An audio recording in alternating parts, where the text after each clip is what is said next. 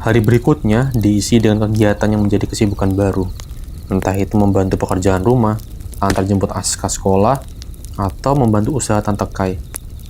Belum ada kegiatan perkuliahan, karena waktu itu pendaftaran masuk universitas memang belum dibuka. Seiring berjalannya waktu, aku juga jadi lebih akrab dengan penghuni rumah, termasuk para asisten rumah tangga. Mbak, memang kamar atas depan kamar itu isinya apa sih? Kok sepertinya misterius sekali? Gak ada orang yang boleh masuk. Tanyaku kepada Mbak Ning pada suatu ketika. Mbak Ning adalah salah satu ART. Oh, kamar itu ya Mbak? Saya juga nggak tahu. Lawang saya juga nggak pernah boleh masuk walaupun hanya untuk membersihkan. Pintunya kan selalu terkunci Mbak. Jawab Mbak Ning. Aneh. Pikirku, tapi ya udahlah.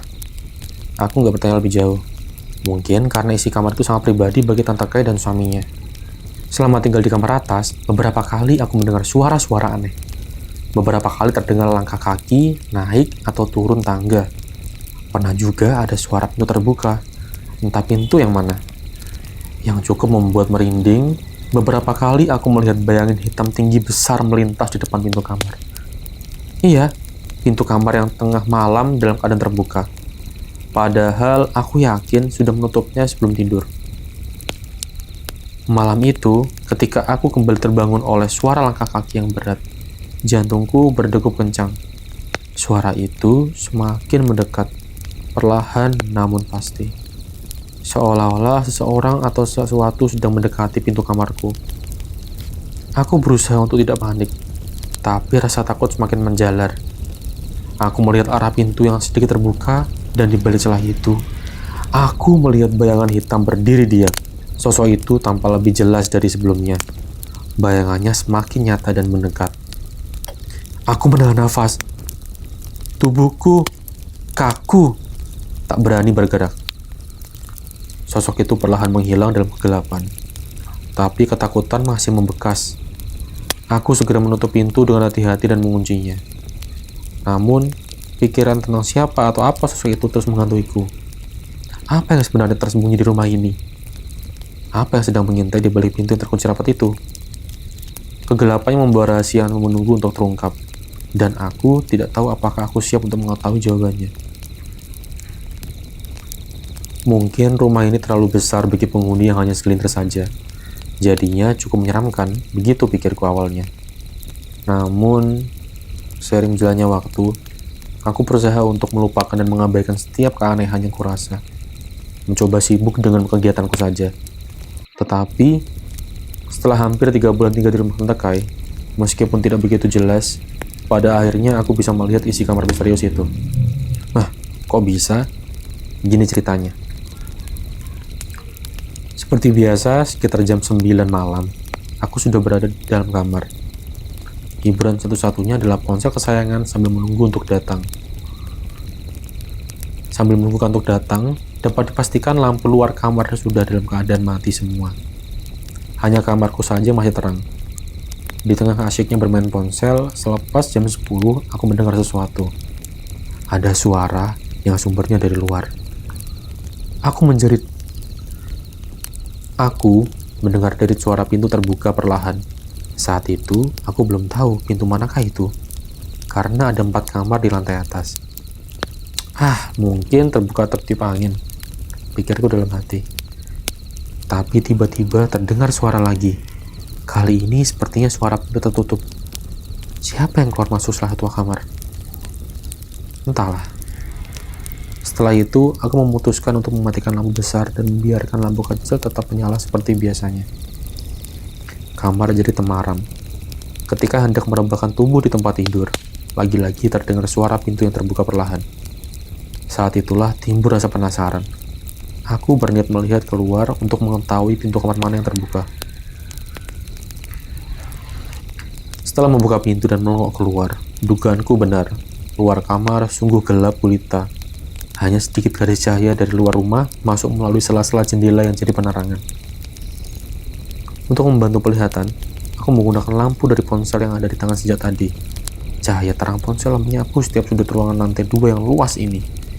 Aku jadi bisa melihat cukup jelas. Hening dan kosong. Itulah pemandangan yang ada di hadapan. Sampai akhirnya pandanganku terhenti di salah satu kamar yang pintunya dalam keadaan terbuka. Iya, ternyata kamar yang pintunya terbuka adalah kamar misterius itu. Takut dan penasaran, dua rasa berkecamuk di dalam kepala. Namun pada akhirnya penasaran mengalahkan segalanya. Dan aku memutuskan untuk mendatangi kamar itu. Langkahku pelan mendekat, tapi walau semakin dekat tetap hanya melihat pekat. Sama sekali belum terlihat isi kamar. Sampai akhirnya aku sudah berdiri tepat di depan kamar misterius itu. Pintu tidak terbuka penuh, hanya setengahnya saja. Lalu perlahan aku mendorongnya sampai terbuka lebar. Aku belum bisa melihat dengan jelas isi kamarnya. Masih pekat yang terlihat. Kemudian aku mengarahkan cahaya ponsel ke dalam kamar. Pada saat inilah aku melihat semuanya. Yang pertama aku lihat adalah tempat tidur besar berkelambu di sisi kiri. Rangka ranjangnya seperti terbuat dari besi kokoh. Kelambunya yang bagian depan dalam keadaan terbuka, sehingga aku dapat melihat kasur di dalamnya. Di atas kasur bertebaran banyak kuncup bunga. Aku tidak tahu jenis bunga apa, tapi akhirnya aku tahu dari mana asal wangi bunga yang beberapa kali tercium dari lantai atas. Dinding ruangan tertutup seluruhnya dengan kain berwarna hitam. Kain hitam itu menutupi sampai ke langit-langit. Di sebelah ranjang, ada meja besar yang di atasnya tergeletak banyak benda-benda aneh dan seram. Beberapa di antaranya aku tidak tahu benda apa itu. Ya Tuhan, ruangan apa ini? Gumamku dalam hati. Walaupun belum sempat melihat semuanya, aku sudah berniat untuk kembali ke kamarku saja. Aku takut. Namun, sebelum aku sempat melangkah keluar, tiba-tiba aku mendengar suara. Ada suara seperti mengeram. Pelan tapi terdengar jelas. Refleks, aku arahkan cahaya ponsel ke sudut kanan kamar. Karena menurutku suara itu berasal dari sana. Detik berikutnya, jantungku seperti berhenti berdetak. Aku kaget dan ketakutan. Ya Tuhan! Aku melihat ada makhluk hitam tinggi besar sedang berdiri di pojok kamar. Sebegitu tinggi hingga kepalanya nyaris menyentuh langit-langit. Sungguh sosok yang sangat menyeramkan. Melihat itu semua, aku langsung lari menuju kamar. Dengan jantung berdegup kencang dan keringat dingin bercucuran. Rasanya seperti mimpi buruk. Tetapi ini nyata. Apa yang sebenarnya terjadi di rumah ini? Apa yang tersembunyi di balik pintu kamar misterius itu? Kengerian yang kurasakan seakan menegaskan bahwa ada sesuatu yang gelap dan berbahaya mengintai dari balik bayangan. Setelah berada di dalam kamar, aku segera menutup pintu dan berdiri bersandar pada pintu. Menyadari bahwa pintu kamarku ini tidak bisa dikunci, aku menangis pelan. Ketakutan, namun aku masih bisa mendengar suara di luar. Suara pintu yang perlahan tertutup. Aku yakin itu pintu kamar gelap. Semalaman aku duduk bersandar di pintu hingga pagi menjelang. Sejak itu, aku menyebut kamar misterius itu sebagai kamar gelap. Hari-hari berlalu, aku terus menjalani hidup di rumah Tante Kai. Tante Kai memenuhi janjinya untuk membiayai kuliahku. Sekitar bulan Agustus, aku sudah mulai berkuliah. Namun, semua kejadian seram di rumah tetap aku rasakan. Terus saja terjadi, membuatku sangat tidak betah. Entah sudah 2 atau 3 kali aku mengalami mimpi aneh yang menyeramkan. Dalam mimpi itu, aku didatangi makhluk tinggi besar yang sering aku lihat bergentayangan di dalam rumah dan kamar gelap. Sosok makhluk itu sungguh sangat menyeramkan. Aku tidak mampu untuk menggambarkan. Di dalam mimpi, ketika makhluk itu datang, tubuhku sama sekali tidak bisa bergerak. Aku hanya bisa menangis. Kemudian dia meraih tanganku, menyeretku, menarik tubuhku dengan kasar. Lagi-lagi aku hanya bisa berteriak dalam diam. Amat sangat ketakutan. Lalu akhirnya kami seperti berada di tepi jurang. Jurang yang sangat dalam. Sampai aku tidak bisa melihat dasarnya.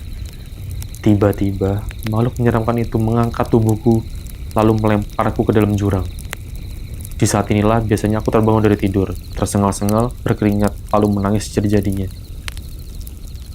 Beberapa kali juga aku bercerita kepada bapak dan ibu tentang semua yang aku alami di rumah ini melalui sambungan telepon. Mereka hanya bisa menenangkan, meminta aku untuk kembali ke niat awal, yaitu berkuliah, dan jangan pedulikan hal-hal lainnya. Untuk sementara, aku berusaha untuk mengikuti omongan mereka, berusaha untuk kuat menghadapi semuanya. Hanya sementara. Masih lekat dalam ingatan, suatu hari di bulan November, hanya beberapa hari setelah hari ulang tahunku, sepulang kuliah sekitar jam 5 sore, aku sampai di rumah. Ternyata, Tante Kai dan Aska sedang tidak di rumah. Hanya ada 3 ART. Pada kemana, Mbak? Tanyaku pada Mbak Ning. Tadi jam 3, berangkat ke Malang. Aska pengen jalan-jalan katanya, pulangnya besok sore, Mbak. Jawab Mbak Ning. Jalan-jalan? Kenapa mendadak? Kok nggak bilang-bilang? Ya udahlah, mungkin mereka ada acara mendadak. Yang pasti, aku harus bersiap sendirian di rumah ini, di rumah besar ini, semalam. Singkat kata, malam pun tiba. Karena sendirian, setelah makan, aku langsung masuk kamar meskipun masih jam setengah 8. Singkat kata, malam pun tiba. Karena sendirian setelah makan, aku langsung masuk kamar meskipun masih jam setengah 8. Rumah semakin sepi dan hening. Biasanya terdengar suara TV atau percakapan Tante Kai dan Aska. Kali ini tidak ada suara sama sekali. Rumah besar ini sangat terasa kosong dan hampa. Malam semakin larut, sekitar jam 10, rasa kantuk mulai menyerang. Aku yang seharian sudah sangat lelah karena banyak berkegiatan akhirnya menyerah lalu tertidur lelap. Namun, tidak lama kemudian, sekitar jam 1 tengah malam, aku terjaga lagi. Hembusan angin dingin menerpa tubuhku, membangunkanku. Aku langsung memperhatikan pintu kamar. Benar dugaanku, pintu dalam keadaan terbuka. Lagi-lagi seperti itu.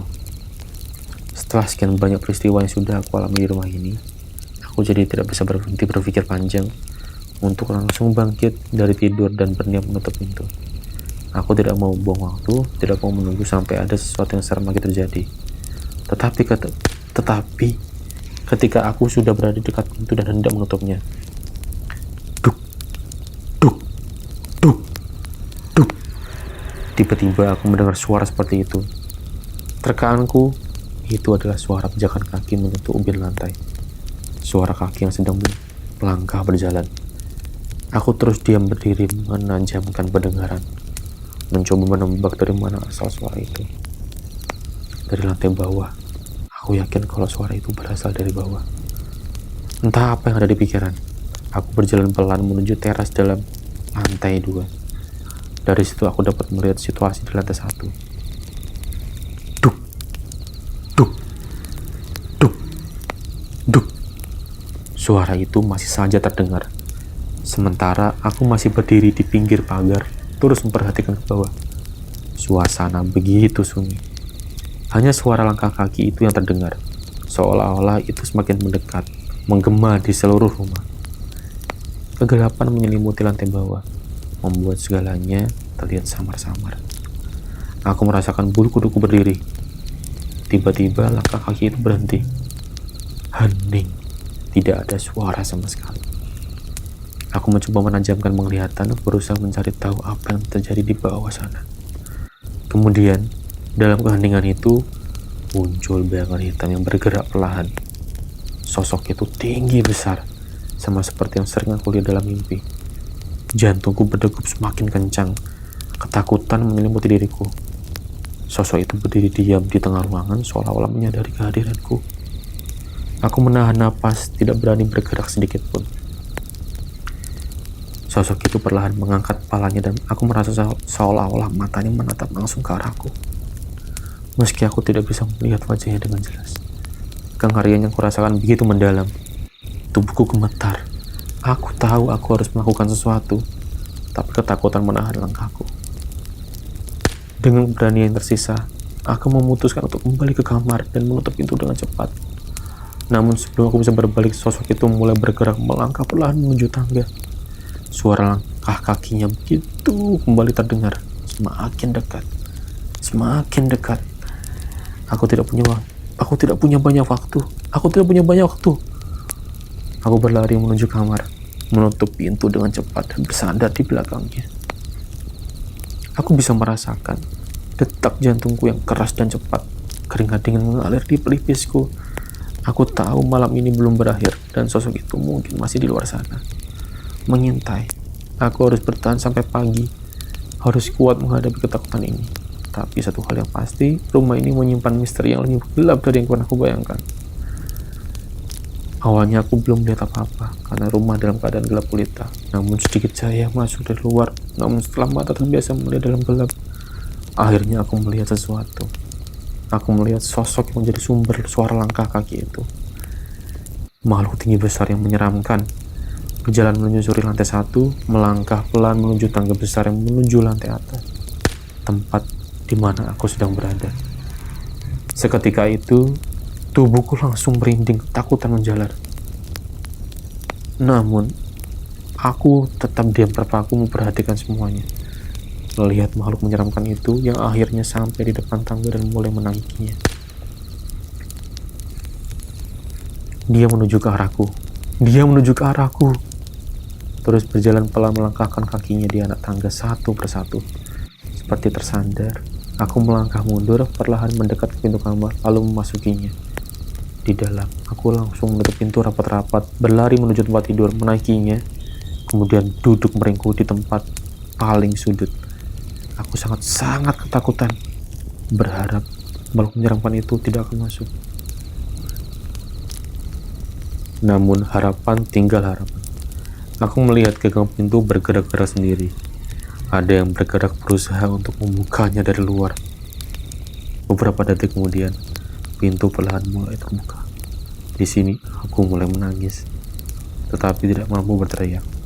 Ketika pintu sudah terbuka lebar, akhirnya aku melihat sosok makhluk tinggi besar itu.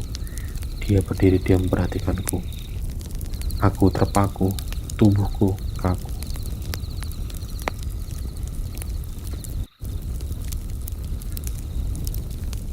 Kemudian, dia melangkah masuk. Pada saat inilah, aku dapat melihat bentuknya dengan jelas. Sangat-sangat menyeramkan. Tidak mampu aku menggambarkan. Lalu, sosok itu terus mendekat dan semakin mendekat. Seperti mimpi buruk yang menjadi nyata. Aku merasakan semuanya. Akhirnya, dia sudah benar-benar berdiri di samping tempat tidur. Aku hanya bisa menunduk sambil terus menangis. Tiba-tiba, ponselku berdering. Ponsel yang aku letakkan di atas tempat tidur di samping bantal. Jadi, tidak susah aku meraihnya. Sambil menunduk, aku menerima panggilan telepon itu. "Nak, kamu belum tidur? Kok perasaan ibu tidak enak ya? Dari tadi ibu tidak bisa tidur. Apakah kamu baik-baik saja di sana?" Aku mendengar suara ibu di ujung sambungan telepon. Semakin jadilah aku menangis. "Bu, aku takut. Aku nggak tahan, Bu. Aku ingin pulang saja. Bu, aku takut, Bu." Ucapku sambil menangis, masih menundukkan wajah. "Iya, Nak. Kamu pulang saja ya. Kamu pulang," jawab ibu. Aku terus menangis, sambil menceritakan semua yang pernah aku alami dan apa yang sedang aku alami malam itu. Syukurlah, setelah itu aku akhirnya berani untuk mengangkat wajah dan melihat seisi kamar. Ternyata, makhluk seram itu sudah pergi. Tidak ada lagi di kamarku. Aku langsung berdiri, lalu menutup pintu. Malam itu, aku ditemani ibu sampai benar-benar bisa tidur. Keesokannya, tiba-tiba bapak datang pada sore harinya. Aku sangat senang melihat beliau. Langsung aku peluk erat-erat tubuhnya. "Pak, aku sudah gak kuat lagi. Aku mau pulang saja. Tolong, boleh ya, aku mau pulang," ucapku sambil menangis sesungguhkan. "Iya, Nak. Bapak juga datang untuk menjemput kamu. Bapak dan ibu sudah tahu semuanya. Yuk kita pulang," kata bapak. Sore itu juga aku pulang ke Jogja bersama bapak, meninggalkan rumah Malang dengan segala kengeriannya. Terima kasih Tuhan, aku masih diberi kesempatan untuk hidup. Terima kasih aku masih terselamatkan. Nah, semoga ada hikmah yang bisa diambil. Tetap sehat supaya bisa terus merinding bareng. Sampai jumpa di cerita yang lain. Wassalam.